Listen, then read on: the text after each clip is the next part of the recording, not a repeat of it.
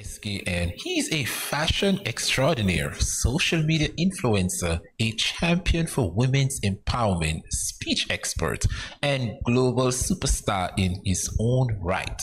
Someone who is passionate about leadership and self-motivation, a no-nonsense individual when it comes to owning his truth and self-worth. It is our pleasure to welcome one of Jamaica's most respected, decorated, and celebrated young star, none other than social media influencer Marky Markland. Good morning, Marky, and welcome to Good Morning, SKN. Thanks for having me. And that intro was actually very cute. You made me feel very important. Of course you are. I feel like I'm doing something with my life. Yes, you sure are. You sure are. Just do what you do. Keep what doing, you know for, of course. So, Marky, tell us your connection and upbringing in Jamaica. Well, I spent most of my life in Jamaica. I grew up in Kingston, Jamaica. I grew up in the ghetto, of course. My upbringing was very humbling. I went to church. I'm actually a church boy, despite what you see on social media. I grew up very humble. I grew up in a church, as I said. So my childhood was very innocent. So allegedly.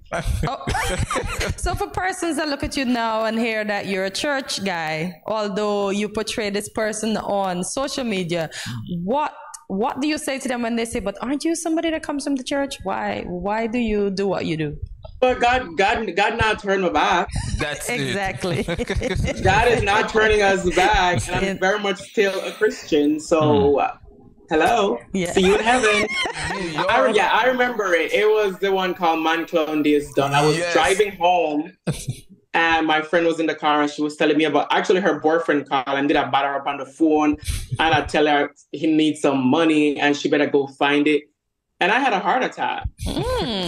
Wow. Because I was like, this don't sound right. This sounds like drama. This sounds like trouble. And then I just started cursing her out like badly. And then she hid and recorded me. And she posted it on her story. And then I woke up the next morning to thousands of requests and messages. And I'm like, all right, I'm just going to post it. Oh, so that video was the start of your influencer career? It was. Oh, wow. Wow. So let's talk about your journey to building your online presence and growing your following, Marky. It just took consistency, and I realized that people actually loved the person that I was. So I was like, I'm willing to share myself with people. I think sometimes in life, not even you guys at work, right now, you guys are very, decent on the camera. Yes. But we know for sure when the camera stays cut, you guys have a different personality. The Tegareg, the ghetto fabulous, that's the person that people love. So I learned a long while that I can't be nothing else but myself, because being something else is very hard. That's like a full-time job. I mean, I don't have time for that because I'm so skinny. I don't have time to put on pressure on myself. So I learned then that the moment because I was scared to reveal that side of me who's so loud and boisterous, but all my friends knew that person except social media. Okay. I would always portray this nice, clean, well-kept, quintessential guy. But one thing, I feel that they love that. I could be a drunk all day. I want to talk, before we continue, I want to talk about that pink robe, that pink Versace robe that's made so many appearances. Why is that your favorite thing to make so much of your videos? It gives me cute vibe. It gives me bougie vibe. It gives me Barbie vibe. And that's exactly how I sit in my house with my robe, a glass of wine, and that's very much me at home.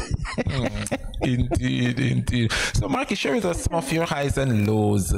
What are some of the highs and lows, rather, of being a social media influencer? Well, what I really love about being a social media influencer is actually influencing people, because also making people laugh, especially going through a atmosphere now where everyone is depressed for some reason. I mean, it's okay to be depressed for a week or two, but this long drawn out depression it's not cute. Like, ew, who wants to do that? There's so much life to live. There's so much beauty in living. And I feel like people naturally gravitates towards happiness. And I'm just a bubbly person. I'm a happy person. I wake up every single day happy, and I wake up someday depressed, and I don't want to even be seen, or, you know, nobody's even call me Marky. So that's the best thing about being an influencer, is to make people laugh, is to put people in a better, you know, mood. People would write me like, oh my God, this is exactly what I needed to hear. You literally, and I would literally have people who like, yo, you saved my marriage, you saved my divorce, you saved my self-confidence. Those messages are great. That's the height of the career.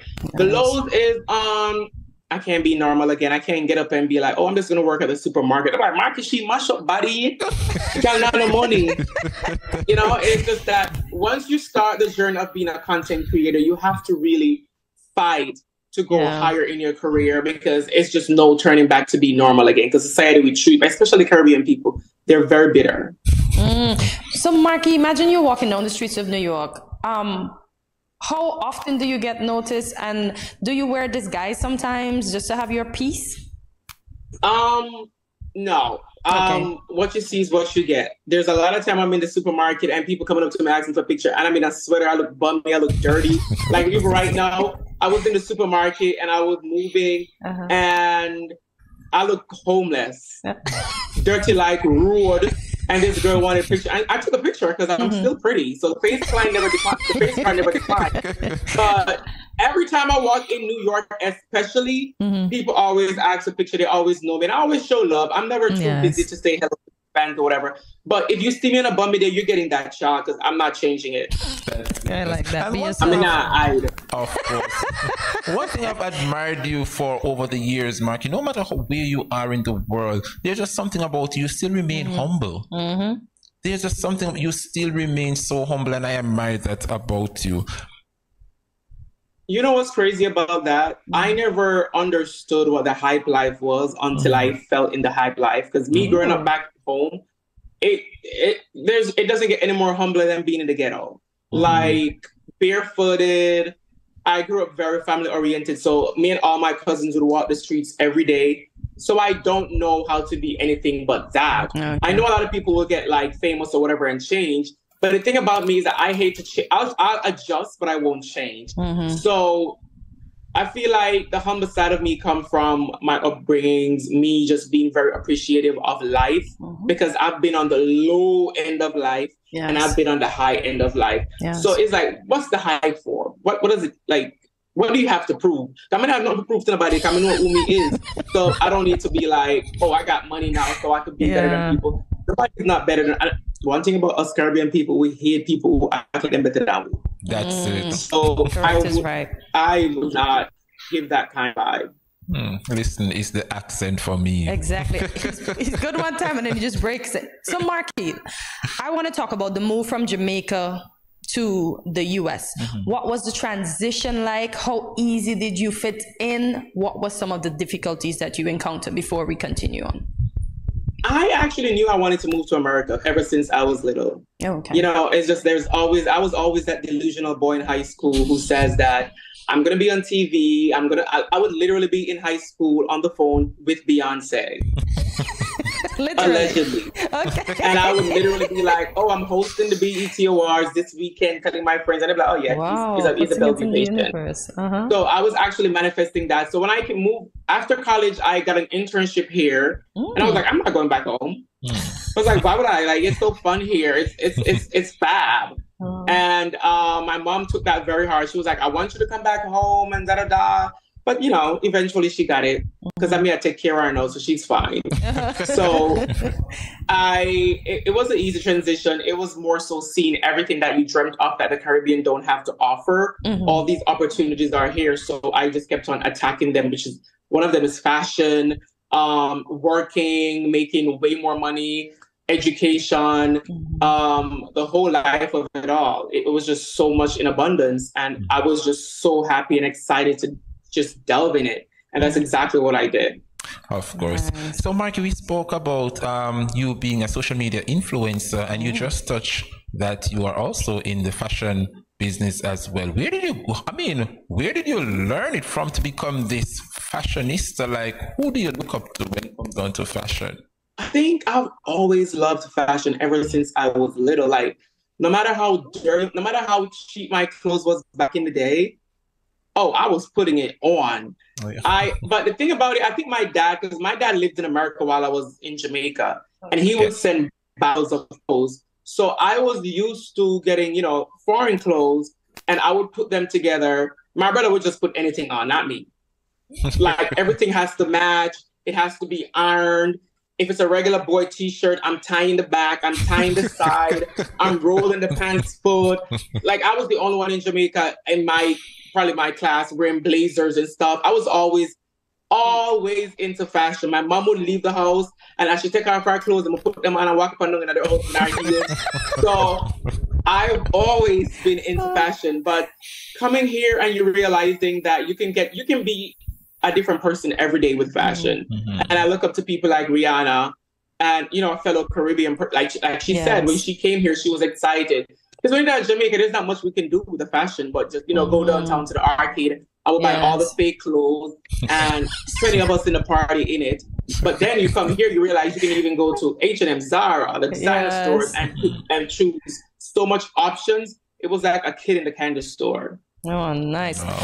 I see, Marky, that you're not only a fashionista and a social media influencer, you are a author as well.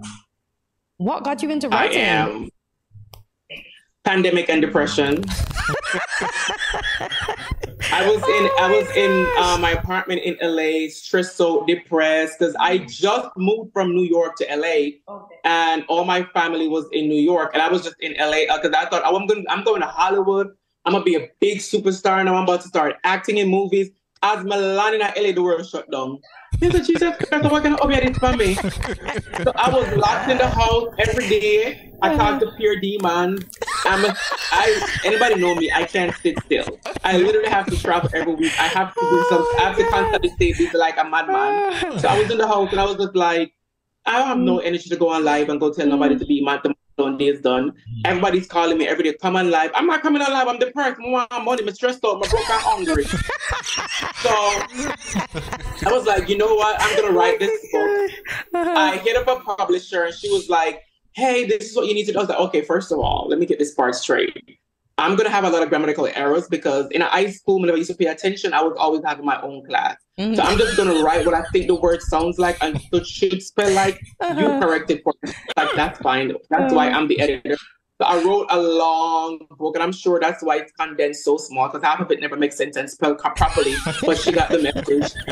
And then I released the book, and I remember I released the book the first time I was able to travel, I traveled to Tulum. Them time the never know Tulum. Tulum, they look like one bush. But I traveled to Tulum and I released the book on my birthday on Amazon. And the book went well because I felt like sometimes even us as, you know, public figures, we're just depressed. Yes. And I was not in the mood. So I just took my energy and put it in a different form of expression, which is writing.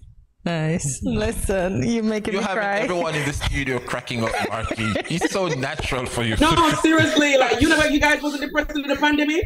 Not really. Bad. Like, it was depressing. I welcome the rest, Marky.